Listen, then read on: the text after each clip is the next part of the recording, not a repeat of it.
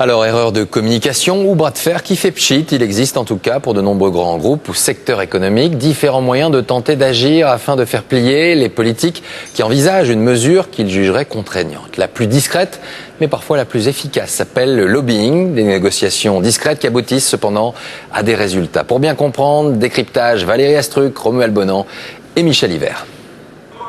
Cette semaine, à l'Assemblée, les députés ont enterré 2 mesures phares du plan de rigueur.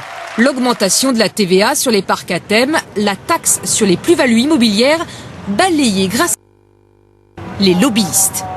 Bon, on se tient au courant, mais il ne faut pas lâcher le morceau, parce que là, je pense que si c'est pas dans la loi de finances, ça doit être dans la loi de finances rectificative, absolument. À bientôt, Jean-Charles. Laurent Martin Saint-Léon représente les négociants en matériaux du bâtiment. Tout faire pour maintenir la TVA à 5,5 dans ce secteur, voilà une des missions du moment. Son arme, un carnet d'adresses bien rempli. On est en lien actuellement avec Nadine Morado pour signer une convention sur l'apprentissage. Parlementaires et ministres sont ses cibles privilégiées. Son bureau se situe à 2 pas de l'Assemblée.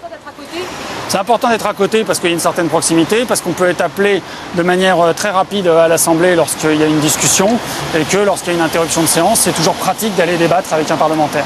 Convaincre sans corrompre, c'est sa ligne de conduite. Mais certains lobbyistes n'hésitent pas à soigner particulièrement bien ceux qui font la loi. Avec à la clé, des amendements entièrement rédigés par leurs soins.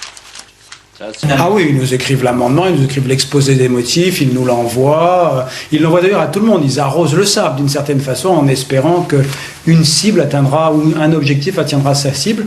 L'argument massu utilisé par les lobbyistes, le risque de fermeture d'entreprise.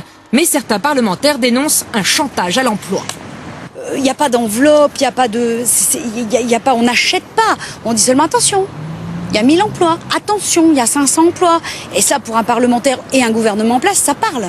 Sur le site internet de l'Assemblée figure la liste de ceux qu'on appelle les groupes d'intérêt.